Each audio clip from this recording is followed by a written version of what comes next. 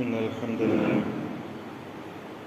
نحمده ونستعينه ونؤمن به ونتوكل عليه ونعوذ بالله من شرور أنفسنا ومن سيئات أعمالنا من يهده الله فلا مضل له ومن يضلل فلا هادي له وأشهد أن لا إله إلا الله وحده لا شريك له وأشهد أن محمدًا عبده ورسوله أرسله بالهدى ودين الحق ليظهره على الدين كله ولو كره المشركون يا أيها الناس اتقوا ربكم الذي خلقكم من نفس واحدة وخلق منها زوجها وبث منهما رجالا كثيرا ونساء واتقوا الله الذي تساءلون به والأرحام إن الله كان عليكم رقيبا يا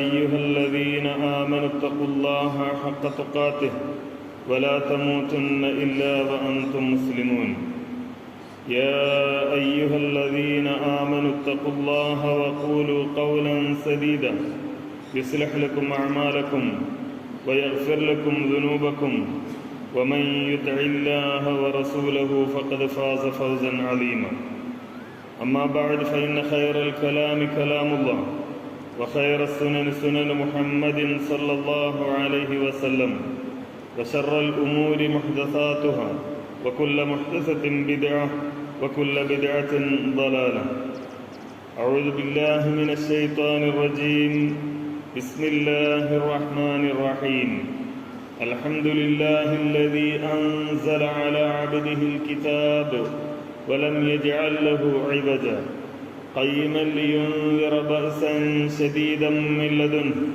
ويبشر المؤمنين الذين يعملون الصالحات أن لهم أجرا حسنا ماكثين فيه أبدا وينذر الذين قالوا اتخذ الله ولدا ما لهم به من علم ولا لآبائهم كبرت كلمة تخرج من أفواههم إن يقولون إلا كذبا. ബഹുമാന്യരായ സഹോദരന്മാരെ, സഹോദരികൾ, അല്ലാഹുവിൻ്റെ വിധിവിലക്കുകൾ അംഗീകരിച്ച് തഖ്വയുള്ളവരായി ജീവിക്കുവാനും അല്ലാഹു ഇഷ്ടപ്പെടുന്ന മുസ്ലിമുകളായി മരണപ്പെടുവാനും നാം എല്ലാവരും എപ്പോഴും ശ്രമിക്കണം എന്നാദ്യമായി വസിയത്ത് ചെയ്യുകയും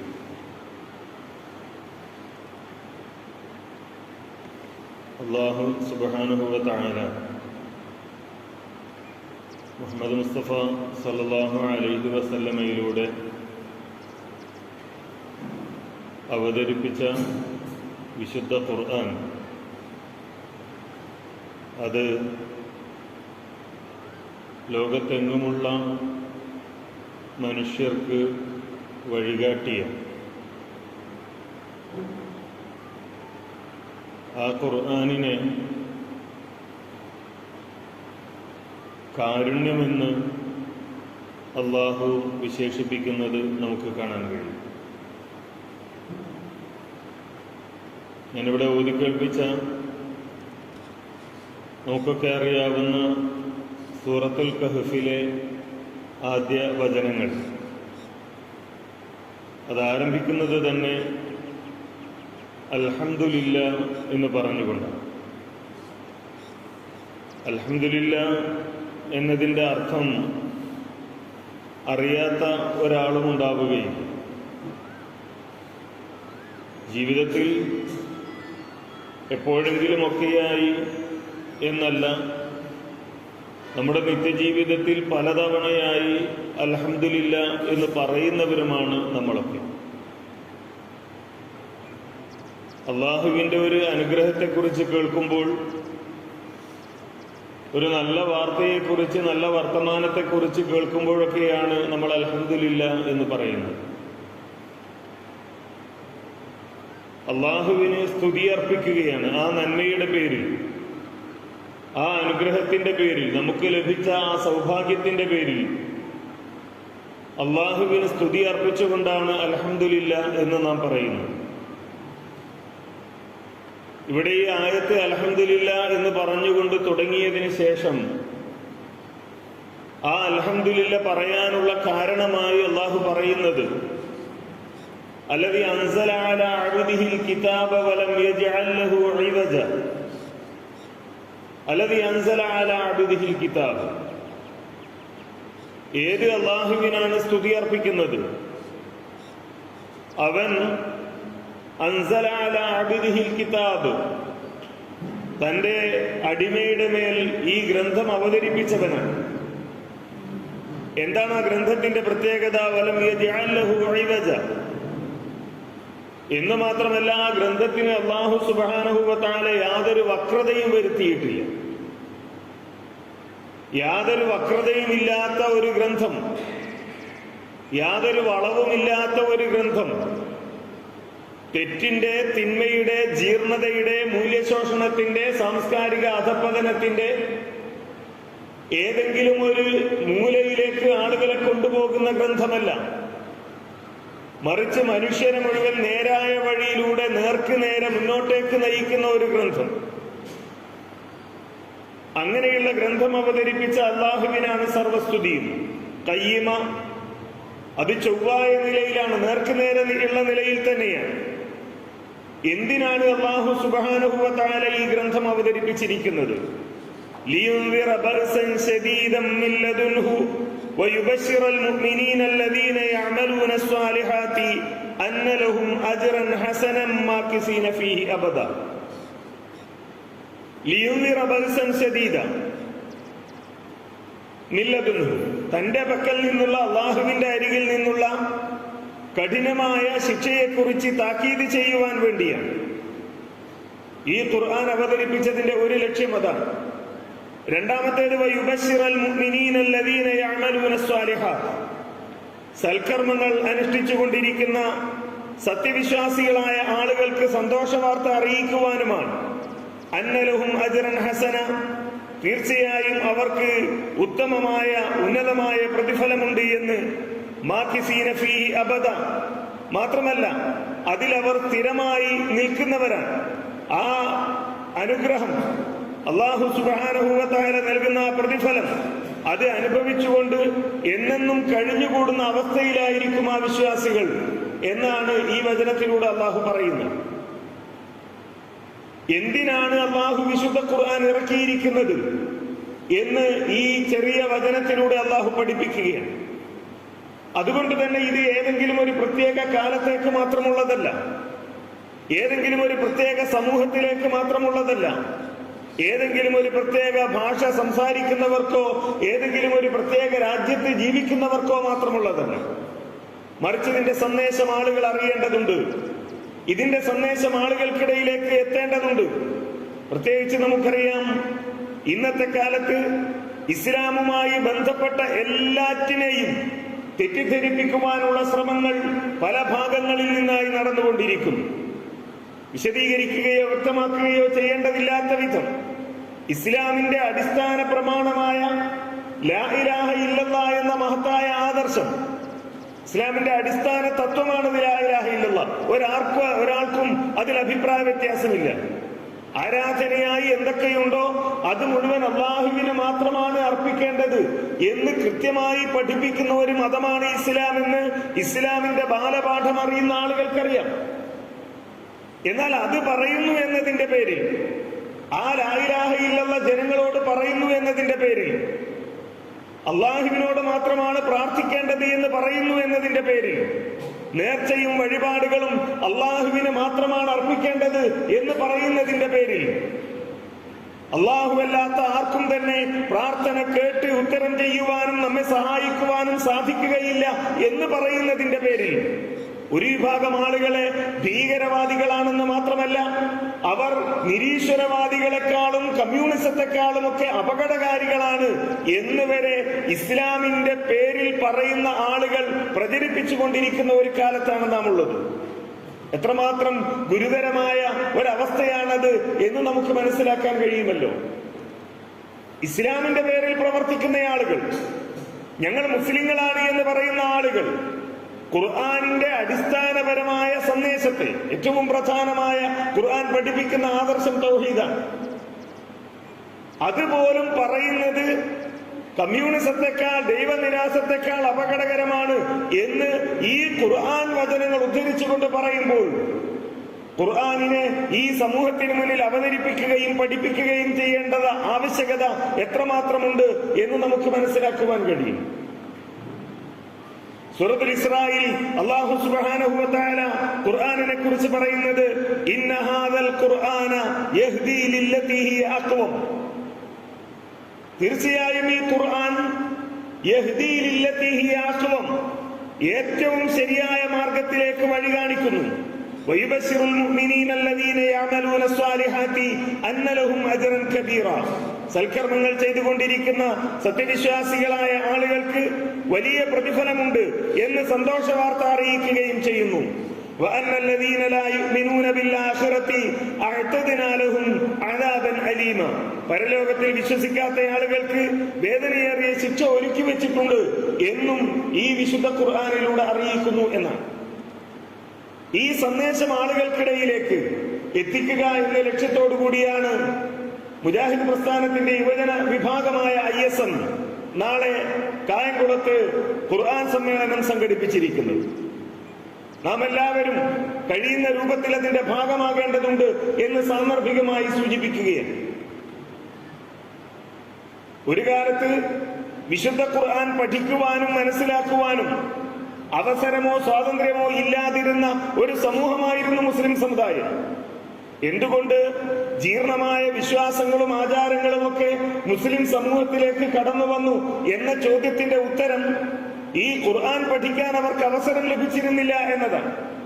ഇത്രയേറെ ഓരോരുത്തരുടെയും ജീവിതവുമായി ബന്ധപ്പെട്ട് നിൽക്കുന്ന ഒരു ഗ്രന്ഥം, ഇത് കേവലം ഒരു പുണ്യത്തിനു വേണ്ടി പാരായണം ചെയ്യാൻ, മനുഷ്യന്റെ ജീവിതത്തിൽ ഉണ്ടാകുന്ന പ്രത്യേകമായ ഏതെങ്കിലും ചില സന്ദർഭങ്ങളിൽ, വിവാഹത്തിന്റെ, മരണത്തിന്റെ, ജനനത്തിന്റെ, അതല്ലെങ്കിൽ മറ്റേതെങ്കിലും സന്ദർഭങ്ങളിൽ ആ സമയത്തെടുത്ത് ഒരു പുണ്യത്തിന് വേണ്ടി പാരായണം ചെയ്യേണ്ട ഒരു ഗ്രന്ഥം എന്ന നിലയിലല്ല അല്ലാഹു സുബ്ഹാനഹു വ തആല ഈ ഗ്രന്ഥത്തെ പരിചയപ്പെടുത്തുന്നത്. മറിച്ച് നേരത്തെ പറഞ്ഞതുപോലെ വഴികാട്ടിയൻ ദാലിക്കൽ കിതാബു ലാ റൈബ ഫീഹി ഹുദൽ ലിൽ മുത്തഖീൻ.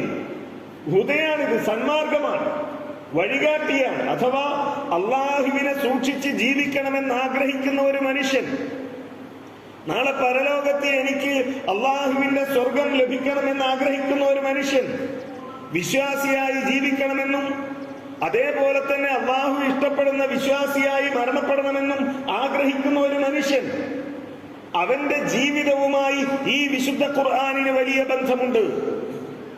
അതവന്റെ മനസ്സിനെ സ്വാധീനിക്കും, അതവന്റെ തിന്മകളിൽ നിന്ന് തടയും, അതവനെ നന്മയിലേക്ക് പ്രേരിപ്പിക്കും, അതവനെ പരലോകത്തെക്കുറിച്ച് ഓർമ്മിപ്പിക്കും.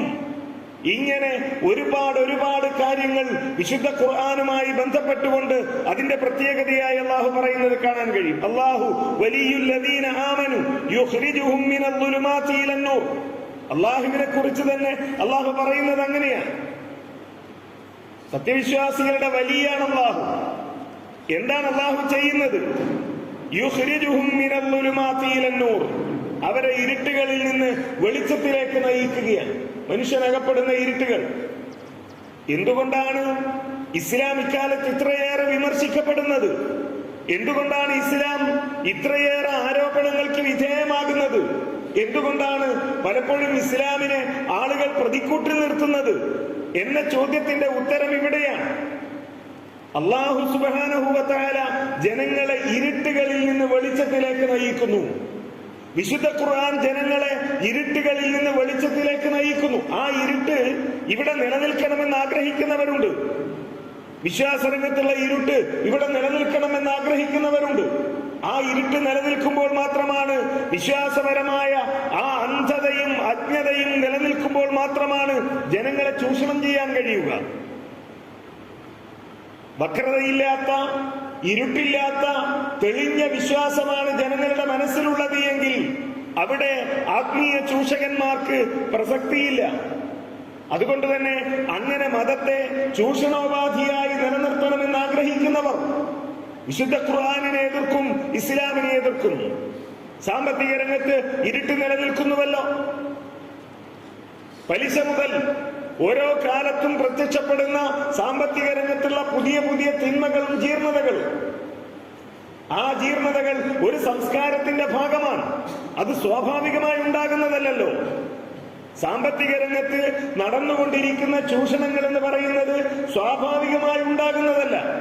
മറിച്ച് ജനങ്ങളെ ചൂഷണം ചെയ്യുക എന്നതിന്റെ ഭാഗമായി ഒരു വ്യവസ്ഥിതി രൂപീകരിക്കുകയും ആ വ്യവസ്ഥിതിയുടെ ഭാഗമായി നടന്നുകൊണ്ടിരിക്കുകയും ചെയ്യുന്ന കാര്യങ്ങളാണ്. സ്വാഭാവികമായും ആ ചൂഷണങ്ങൾ നിലനിൽക്കണം എന്നാഗ്രഹിക്കുന്നവരുണ്ട്.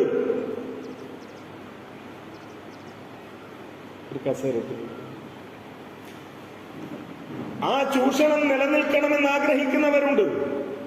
ആ ചൂഷണം ഈ സമൂഹത്തിൽ നിന്ന് ഇല്ലാതായിപ്പോയാൽ അവർ കെട്ടിപ്പൊക്കിക്കൊണ്ടുവന്ന എല്ലാ വ്യവസ്ഥിതികളും തകർന്നു പോകും. അവരുണ്ടാക്കിയെടുത്തിരിക്കുന്ന സംവിധാനങ്ങൾ മുഴുവൻ ഇല്ലാതായി പോകും. സ്വാഭാവികമായും ഇസ്ലാമിനെയും ഇസ്ലാം ഇവിടെ പ്രചരിപ്പിക്കുന്ന സാമ്പത്തിക ശാസ്ത്രത്തെയും വിശുദ്ധ ഖുർആനിനെയും ആ വിശുദ്ധ ഖുർആൻ ഇവിടെ പ്രചരിപ്പിച്ചുകൊണ്ടിരിക്കുന്ന സാമ്പത്തികമായ അവസ്ഥകളെയും ഭയത്തോടുകൂടിയാണ് അത്തരം ആളുകൾ നോക്കിക്കാണുന്നത്. ഇപ്പോൾ നോക്കൂ, നാം മുമ്പ് സൂചിപ്പിച്ചതുപോലെ ജെൻഡർ ന്യൂട്രാലിറ്റി എന്ന് പറയുന്ന ഒരു പുതിയ സംസ്കാരം ഈ ലോകത്തിൽ രൂപപ്പെടുത്താൻ ശ്രമിച്ചുകൊണ്ടിരിക്കുന്നു. ഇപ്പോഴല്ല, പതിറ്റാണ്ടുകളുമായി അതുമായി ബന്ധപ്പെട്ട ചർച്ചകൾ ഇവിടെ ഉണ്ടാകാൻ തുടങ്ങിയിട്ട്. ഏതെങ്കിലും ഒരു സ്കൂളിലെ യൂണിഫോം ആൺകുട്ടികളുടേതും പെൺകുട്ടികളുടേതും ഒരുപോലെയാക്കുക എന്നതല്ല ജെൻഡർ ന്യൂട്രാലിറ്റി എന്ന് പറയുന്നത്. മറിച്ച് ഈ ലോകത്ത് ആണുണ്ട്, പെണ്ണുണ്ട്, അതൊരു വസ്തുതയാണ്. എന്നാൽ ആ വസ്തുത നമ്മൾ ഈ കാണുന്നത് പോലെ ആണിനെ ആണായും പെണ്ണിനെ പെണ്ണായും വിവേചിക്കുവാൻ നമ്മൾ നിശ്ചയിക്കുന്ന ചില മാനദണ്ഡങ്ങളുണ്ടല്ലോ. ഏറ്റവും പ്രധാനമായി ലൈംഗികാവയവം തന്നെയാണ് അതിനുള്ള ഒരു മാനദണ്ഡമായി, ശാരീരികമായ പ്രകൃതിയാണ്. എന്നാൽ ആ ശാരീരിക പ്രകൃതിയല്ല ഒരാൾ ആണാണോ പെണ്ണാണോ എന്ന് തീരുമാനിക്കാനുള്ള അടിസ്ഥാനം, മറിച്ച് അയാളുടെ മനസ്സാണ്. അതുകൊണ്ട് തന്നെ ചെറുപ്പത്തിൽ തന്നെ ഒരു കുട്ടി ആണാണ് അല്ലെങ്കിൽ പെണ്ണാണ് എന്ന ബോധം അവനിൽ ഉണ്ടാക്കാൻ പാടില്ല. മറിച്ച് അവൻ വളർന്നു വരട്ടെ അല്ലെങ്കിൽ അവൾ വളർന്നു വരട്ടെ. അവർ വളർന്ന് പക്വതയെത്തുമ്പോൾ അവർക്ക് തീരുമാനിക്കാം ആണാണോ പെണ്ണാണോ. ഒരു പെൺകുട്ടിക്ക് തോന്നുന്നു ഞാൻ ആണാണെന്ന്, അവൾ ആണായി ജീവിക്കട്ടെ. ഒരു ആൺകുട്ടിക്ക് തോന്നുന്നു ഞാൻ പെണ്ണാണെന്ന്, അവർ പെണ്ണായി ജീവിക്കട്ടെ എന്നതാണ് ജെൻഡർ ന്യൂട്രാലിറ്റി എന്ന് പറയുന്ന സംസ്കാരത്തിന്റെ അടിസ്ഥാന തത്വം. അത് ചെറുപ്പം മുതൽ തന്നെ വളർത്തിക്കൊണ്ടുവരണമെങ്കിൽ ഈ വിവേചനങ്ങൾ, പ്രത്യക്ഷമായി തോന്നുന്ന ആണിന്റെ ഇടങ്ങളെയും പെണ്ണിന്റെ ഇടങ്ങളെയും വേർതിരിക്കുന്ന ഈ ഒരു സംസ്കാരം ഇല്ലാതാകണം, വസ്ത്രത്തിൽ ഇല്ലാതാകണം, ഇടപെടലുകളിൽ ഇല്ലാതാകണം. അപ്പോൾ മാത്രമാണ് ഇങ്ങനെ ഒരു സമൂഹത്തെ സൃഷ്ടിച്ചെടുക്കാൻ കഴിയുക. അങ്ങനെ വന്നാലോ പിന്നീട് വിവാഹത്തിന് പ്രസക്തിയില്ല. കാരണം ഒരു പെണ്ണിന് പെണ്ണാണ് എന്നും ആണിന് ആണാണ് എന്നും തോന്നുന്നിടത്ത് മാത്രമാണ് വിവാഹത്തിന് പ്രസക്തിയുള്ളത്. ആണിന് ഞാൻ പെണ്ണാണ് എന്ന് തോന്നുന്നുവെങ്കിൽ അവന് മറ്റൊരു ആണിന്റെ കൂടെ ജീവിക്കാം. ഒരു പെണ്ണിന് ഞാൻ ആണാണ് എന്നോ പെണ്ണാണ് എന്നോ തോന്നുകയും അവൾക്ക് അവളെ പോലെയുള്ള മറ്റൊരു സ്ത്രീയോടൊപ്പം ജീവിക്കാം എന്നിങ്ങനെയുള്ള അപകടകരമായ ഒരു കാര്യമാണ് ഇതിന്റെ പിന്നിലെന്ന് നമ്മൾ മനസ്സിലാക്കേണ്ടതുണ്ട്. പറഞ്ഞു വരുന്നത്, ഇങ്ങനെ വൃത്തികെട്ട ലൈംഗിക സംസ്കാരം ഈ ലോകത്ത് നിലനിൽക്കണം എന്ന് ആഗ്രഹിക്കുന്നവരുണ്ട്, അതിനുവേണ്ടി പ്ലാൻ ചെയ്യുന്നവരുണ്ട്, അതിനുവേണ്ടി ലോകത്ത് പ്രവർത്തിക്കുന്ന സംഘടനകളുണ്ട്. കോടിക്കണക്കിന് ഡോളറുകൾ അതിനുവേണ്ടി ചെലവഴിച്ചുകൊണ്ട് അതിന്റെ പ്രചാരണവും അതിന്റെ സംസ്കാരവും അതിന്റെ മറ്റു കാര്യങ്ങളും നീക്കുന്നവരുണ്ട്.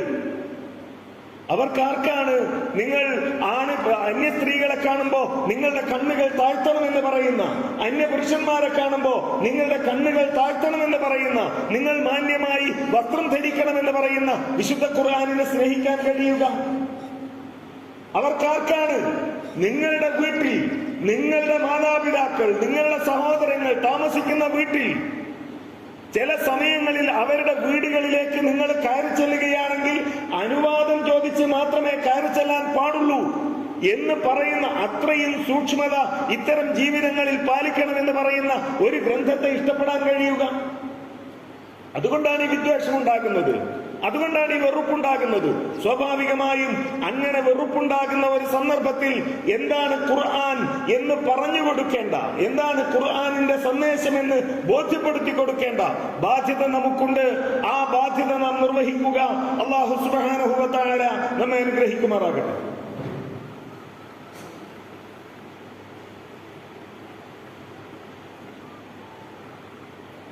അൽഹംദുലില്ലാഹ് الذي هدانا لهذا وما كنا لنهتدي لولا أن هدانا الله يا أيها الذين آمنوا اتقوا الله حق تقاته ولا تموتن إلا وأنتم مسلمون. സഹോദരന്മാരെ, സഹോദരികൾ, അള്ളാഹുവിൻ്റെ വിധിവിലക്കുകൾ അംഗീകരിച്ച് തഖ്വയുള്ളവരായി ജീവിച്ച് മരിക്കാൻ നാം എല്ലാവരും എപ്പോഴും പരിശ്രമിക്കണം എന്നൊരിക്കൽ കൂടി വസിയത്ത് ചെയ്യുകയാണ്. കൊലപാതക രാഷ്ട്രീയത്തെക്കുറിച്ചും കൊലപാതകങ്ങളെക്കുറിച്ചുമൊക്കെ ഒരുപാട് സന്ദർഭങ്ങളിൽ ഈ മിമ്പറിൽ വെച്ച് വിശദീകരിക്കപ്പെട്ടിട്ടുണ്ട്. ഇത്തരം കാര്യങ്ങളിൽ അള്ളാഹുവും അള്ളാഹുവിൻ്റെ റസൂലും പഠിപ്പിച്ച മാർഗങ്ങൾ എന്ത് എന്നതും ഒരുപാട് തവണ നാം ചർച്ച ചെയ്തതാണ്. ഒരു കാര്യം മാത്രമാണ് സൂചിപ്പിക്കാൻ ആഗ്രഹിക്കുന്നത്. നമ്മളെപ്പോഴും പറയാറുള്ളത് പോലെ ഈ ഒരു രാജ്യത്ത് സമാധാനത്തോടെ സന്തോഷത്തോടെ ജീവിക്കുവാനുള്ള അവസരം നമുക്കുണ്ടാകേണ്ടതുണ്ട്. നേരത്തെ പറഞ്ഞതുപോലെ ഇസ്ലാമിനെ കുറിച്ചുള്ള ഭീതി ഈ സമൂഹത്തിൽ നിലനിർത്തുക എന്നത് ചിലരുടെ ആവശ്യമാണ്. ഇസ്ലാമിനെ കുറിച്ച് സ്നേഹത്തോടെ സംസാരിക്കുവാനും സംവദിക്കുവാനുമുള്ള ഒരവസരം ഉണ്ടാകരുത് എന്നത് അത്തരം ആളുകളുടെ ചിന്തയാണ് എന്ന് നമ്മൾ മനസ്സിലാക്കുക. നബി സല്ലല്ലാഹു അലൈഹി വസല്ലം നമുക്കറിയാവുന്നതുപോലെ ഹുദൈബിയ സന്ധിയുടെ സന്ദർഭം സഹാബികൾ ഏറെ പ്രയാസപ്പെട്ട ഒരു കാര്യമാണ്. മുമ്പ് പലപ്പോഴും ഹുദൈബിയ സന്ധി വിശദീകരിക്കപ്പെട്ടതുകൊണ്ട് അതിലേക്ക് പോകുന്നില്ല. മക്കയിൽ നിന്ന് ഒരാള് ഇസ്ലാം സ്വീകരിച്ച് മദീനയിലേക്ക് വന്നാൽ അയാളെ തിരിച്ച് മക്കയിലേക്ക് അയക്കണം. മദീനയിൽ നിന്ന് ഒരാൾ മക്കയിലേക്ക് പോയാൽ അയാളെ തിരിച്ചയക്കാൻ പാടില്ല എന്നതാണ് കരാറിന്റെ ഏറ്റവും പ്രധാനപ്പെട്ട ഒരു വശം. ആ കരാർ എഴുതുമ്പോൾ ബിസ്മില്ലാഹിർ റഹ്മാനിർ റഹീം എന്ന് നബി സല്ലല്ലാഹു അലൈഹി വസല്ലം പറഞ്ഞപ്പോൾ അർ-റഹ്മാൻ എന്ന് എഴുതാൻ മുശ്രിക്കുകളുടെ പ്രതിനിധി സമ്മതിച്ചില്ല. റസൂലുള്ള എന്ന് എഴുതാൻ നോക്കിയപ്പോ അതിനും സമ്മതിച്ചില്ല. അതൊക്കെ ഒഴിവാക്കിയാണ് കരാർ. ആ കരാർ നടക്കുമ്പോഴാണ് ഉമർ ബിൻ ഖത്താബ് റളിയല്ലാഹു അൻഹു നേരിട്ട് നബി സല്ലല്ലാഹു അലൈഹി വസല്ലമയുടെ അരികിൽ ചെന്ന് ചോദിക്കുന്നത്, എന്തിനാ അല്ലാഹുവിന്റെ റസൂൽ ഇങ്ങനെ ഒരു കരാർ? എന്തിനാ ഇങ്ങനെ ഒരു കരാർ? യുദ്ധം നടന്നാൽ നമ്മൾ ഷഹീദായാൽ നമ്മൾ സ്വർഗത്തിലും അവര് നരകത്തിലുമല്ലേ? നമ്മളെ ഹക്കിന്റെ ആളുകളും അവർ ബാത്തിലിന്റെ ആളുകളുമല്ലേ? എന്തിനാ പിന്നെ ഇങ്ങനെ ഒരു കരാർ? നമ്മൾ മനസ്സിലാക്കണം, മക്കയിൽ വെച്ചല്ല, മദീനയിലെത്തി ബദർ കഴിഞ്ഞു, ഉഹദ് കഴിഞ്ഞു, നിരവധി പോരാട്ടങ്ങൾ കഴിഞ്ഞു. അതിനുശേഷമാണ് ഈ ഒരു കരാറിൽ നബി സല്ലല്ലാഹു അലൈഹി വസല്ലം ഏർപ്പെടുന്നത്. നാട്ടിൽ കലാപമുണ്ടാക്കരുത്, നാട്ടിൽ സംഘർഷം ഉണ്ടാക്കരുത് എന്ന് പറയുന്ന ആളുകളൊക്കെ ഭീരുക്കളാണ്, ധൈര്യമില്ലാത്തവരാണ്, ഷണ്ഡന്മാരാണ്, ആരുടെയെങ്കിലും കാലിനടിയിൽ തലകൊണ്ടുപോയി വെച്ചു കൊടുക്കുന്നവരാണ് എന്നൊക്കെയുള്ള ആരോപണങ്ങൾ പലപ്പോഴും നമ്മൾ കേൾക്കാറുണ്ട്. ഇവിടെ നബി സല്ലല്ലാഹു അലൈഹി വസല്ലം ആ കരാറിൽ ഒപ്പിടുന്നു. ആ കരാറിൽ ഒപ്പിടുന്ന സമയത്താണ് കരാർ എഴുതാൻ വേണ്ടി വന്ന സുഹൈൽ ബിൻ അംറിന്റെ മകൻ അബൂ ജന്തൽ റളിയല്ലാഹു അൻഹു ആ സദസ്സിലേക്ക് വരുന്നത്. മക്കയിലെ പീഡനത്തിൽ നിന്ന്, തടവിൽ നിന്ന് രക്ഷപ്പെട്ട് ശരീരത്തിൽ മുറിപ്പാടുകളുമായിട്ടാണ് അബൂ ജന്തൽ റളിയല്ലാഹു അൻഹു അവിടെ വരുന്നത്. സുഹൈൽ പറഞ്ഞു, ഇതാ കരാർ പാലിക്കാനുള്ള സമയമാണ്, ഇവനെ തിരിച്ചയക്കണം. കരാർ എഴുതിയിട്ടില്ല. നബി സല്ലല്ലാഹു അലൈഹി വസല്ലം ചോദിച്ചു, നമ്മൾ എഴുതിയിട്ടില്ലല്ലോ കരാറ്. സുഹൈൽ പറഞ്ഞു, എന്നാൽ ഇവിടെ നിർത്താം, ഇവനെ ഇപ്പൊ തിരിച്ചയക്കുന്നില്ല എങ്കിൽ നമുക്ക് കരാർ ഇവിടെ നിർത്താം, ഇനി അങ്ങോട്ടില്ല. നബി സല്ലല്ലാഹു അലൈഹി വസല്ലം അബൂ ജന്തൽ റളിയല്ലാഹു അൻഹുവിനോട് പറയുന്നു തിരിച്ചു പോകാൻ.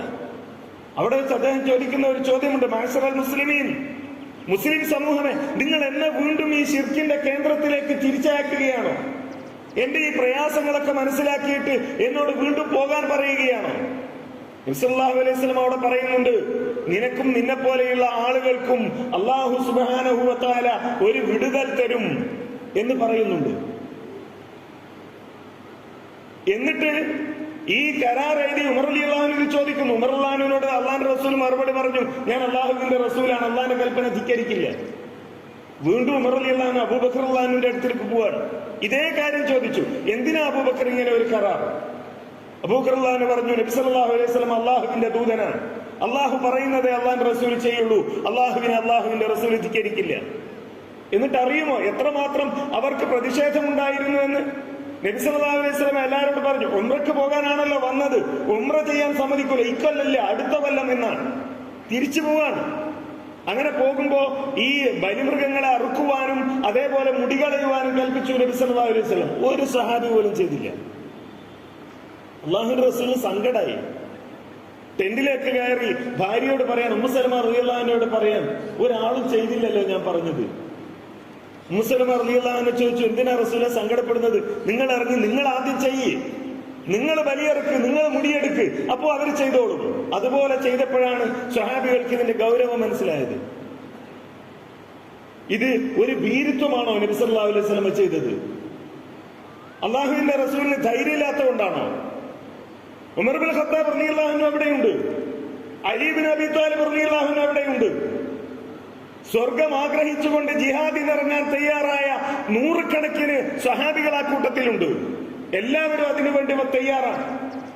പക്ഷെ നബി സല്ലല്ലാഹു അലൈഹി വസല്ലം അവിടെ സമാധാനപൂർവ്വം സന്ധിയോടുകൂടി തിരിച്ചു പോകാനാണ് പറഞ്ഞത്. അപ്പോഴും സഹാബികൾ ചോദിച്ച ഒരു ചോദ്യമുണ്ട്. ഇങ്ങനെ പോകാൻ വേണ്ടി പറഞ്ഞപ്പോ, യാ റസൂലല്ലാഹ്, അള്ളാഹുവിന്റെ റസൂലെ, ഇങ്ങനെ നമ്മൾ എഴുതണോ? ഈ പറഞ്ഞ മക്കയിൽ നിന്ന് മദീനയിലേക്ക് വന്നാലും മദീനയിൽ നിന്ന് മക്കയിലേക്ക് ചെന്നാലുള്ള ഇങ്ങനെ ഒരു കരാറുണ്ടല്ലോ, അത് നമ്മൾ എഴുതണോ? അപ്പൊ നബി സല്ലല്ലാഹു അലൈഹി വസല്ലം പറഞ്ഞ മറുപടി, നാം ഇന്നഹു മൻ ദഹബ മിന്നാ ഇലൈഹിം ഫഅബദഹുല്ലാഹ്. നമ്മൾ എന്തിനാ ബേജാറാകുന്നത്? ഒരു മുസ്ലിം ബേജാറിന്റെ ആവശ്യമില്ല.